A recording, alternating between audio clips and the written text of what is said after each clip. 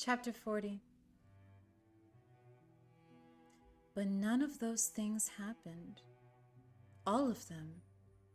The droning 𝘈𝘄𝘳𝘠 truck, the fingers that just touched the back of Gage's jumper and then slid off, Rachel preparing to go to the viewing in her house closet, Ellie carrying Gage's picture and putting his chair next to her bed, Steve Masterton's tears, the fight with Erwin Goldman, Judd Crandall's terrible story of Timmy Baterman.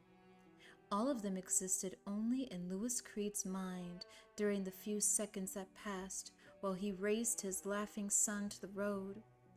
Behind him, Rachel screamed again, "Gage, come back! Don't run!" But Louis did not waste his breath. It was going to be close, very close, and yes, one of those things really happened. From somewhere up the road, he could hear the drone of the oncoming truck, and somewhere inside a memory circuit opened, and he could hear Judd Crandall speaking to Rachel on that very first day in Ludlow.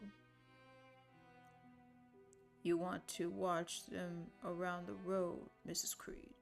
It's a bad road for kids and pets." Now Gage was running down the gentle slope of lawn that merged with the soft shoulder of Route 15, his husky little legs pumping, and by all the rights of the world he should have fallen over sprawling. But he just kept going, and now the sound of the truck was very loud indeed. It was that low, snoring sound that Louis sometimes heard from his bed as he floated just beyond the rim of sleep. Then it seemed a comforting sound, but now it terrified him. "Oh, my dear God, oh, my dear Jesus, let me catch him before. Don't let him get into the road." Louis put on a final burst of speed and leapt, throwing himself out straight and parallel to the ground, like a football player about to make a tackle. He could see his shadow tracking along on the grass below him in the lowest periphery of his vision, and he thought of the kite, the vulture, printing its shadow all the way across Mrs. Vinton's field, and just as Gage's forward motion carried him into the road, Louis's fingers brushed the back of his jacket and then snagged it. He yanked Gage backward and landed on the ground at the same instant, crashing his face into the rough gravel of the shoulder, giving himself a bloody nose. His balls signaled a much more serious flash of pain. Oh, if I'd have known I was going to be a football player, I would have worn my jock. But both the pain in his nose and the driving agony in his testes were lost in the swelling relief of hearing Gage's wail of pain and outrage as his bottom landed on the shoulder and he fell over backward onto the edge of the lawn, thumping his head. A moment later, his wails were drowned by the roar of the passing truck and the almost regal blate of its air horn. Louis managed to get up in spite of the lead ball sitting in his lower stomach and cradling his son in his arms. A moment later, Rachel joined them, also weeping, crying out to Gage, "Never run in the road, Gage. Never, never, never. The road is bad, bad." And Gage was so astonished at this tearful lecture that he left out crying and goggled up at his mother. "Louis, your nose is bleeding," she said, and then hugged him so suddenly and strongly that for a moment he could barely breathe.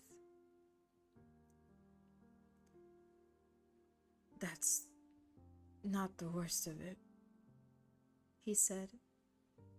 "I think I'm sterile. Rachel, oh boy, the pain."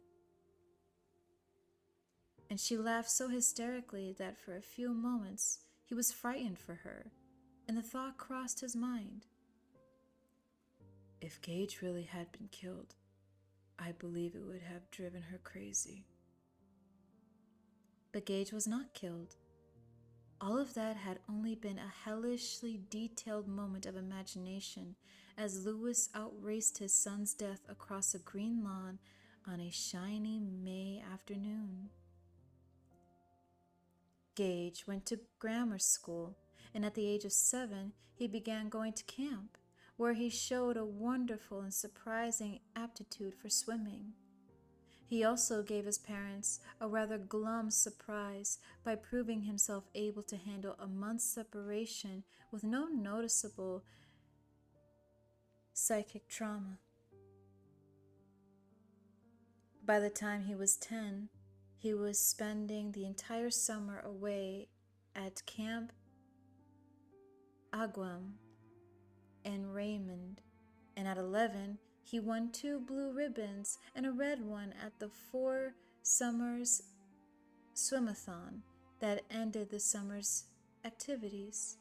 He grew tall, and yet through it all he was the same Gage, sweet and rather surprised at things the world held out.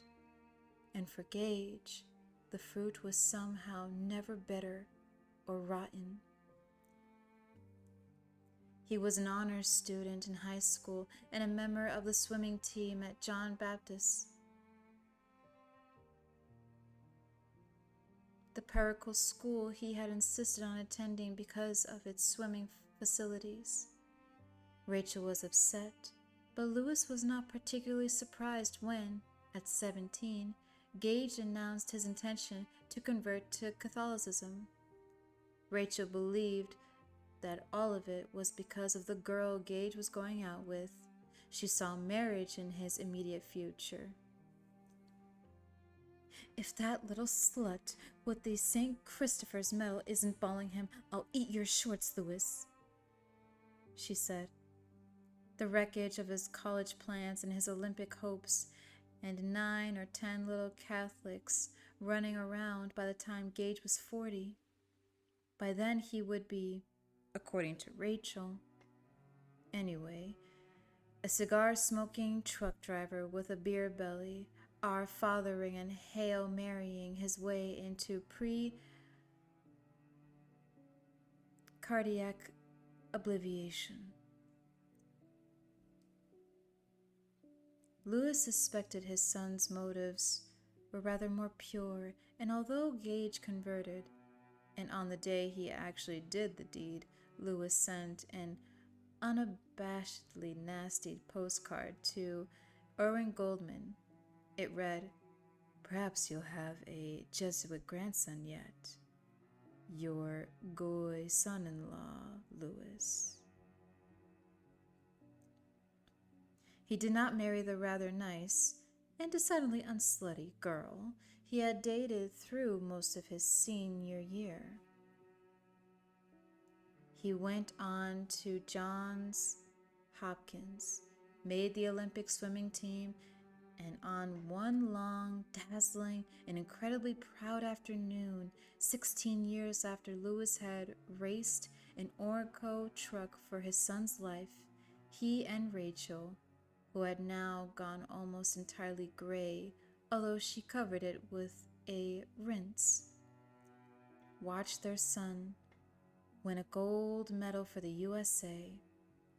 When the NBC cameras moved in for a close-up of him standing with his dripping, seal-slick head back, his eyes open and calm and fixed on the flag as the national anthem played, the ribbon around his neck, the gold lying against the smooth skin of his chest, Lewis wept.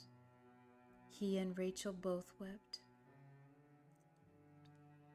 "I guess this caps everything," he said huskily, and turned to embrace his wife. But she was looking at him with dawning horror, her face seeming to age before his very eyes, as if wiped by days and months and years of evil time. The sound of the national anthem faded, and when Louis looked back at the TV, he saw a different boy there. A black boy with a head of tight curls in which gems of water still gleamed. This caps everything. His cap is, oh dear God, his cap is full of blood.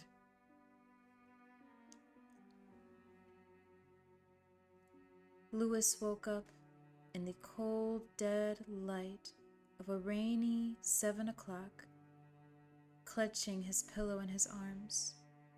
His head thumped monstrously with his heartbeat. The ache swelled and faded, swelled and faded. He burped acid that tasted like old beer, and his stomach heaved miserably. He had been weeping. The pillow was wet with his tears, as if he had somehow stumbled in and then out of one of those hokey country and western laments in his sleep. Even in the dream, he thought, some part of him had known the truth and had cried for it. He got up and stumbled to the bathroom, heart racing threadedly in his chest, consciousness itself fragmented by the fierceness of his hangover. He reached the toilet bowl barely in time and threw up a glut of last night's beer. He kneeled on the floor, eyes closed, until he felt capable of actually making it to his feet. He groped for the handle and flushed the John. He went to the mirror to see how badly bloodshot his eyes were, but the glass that had been covered with a square of sheeting. Then he recalled, drawing almost randomly on a past she professed to barely remember. Rachel had covered all the mirrors in the house, and she took off her shoes before entering through the door. No Olympic swimming team, Louis thought dully as he walked back to his bed and sat down on it. The sour taste of beer coated his mouth and throat, and he swore to himself, not for the first time or the last, that he would never touch that poison again. No Olympic swimming team, no 3.0 in college, no little Catholic girlfriend or conversion, no camp Aguam, no nothing. His sneakers had been torn off, his jumper turned inside out. His sweet little boy's body, so tough and sturdy, nearly dismembered. His cap had been full of blood. Now, sitting on his bed in the grip of his numbing hangover, rainwater spilling its lazy courses down the window beside him, his grief came for him fully, like some gray matrion from Ward 9 in Purgatory. It came and dissolved him, unmaimed him, took away whatever defenses remained, and he put his face in his hands and cried, rocking back and forth on his bed, thinking he would do anything to have a second chance, anything at all.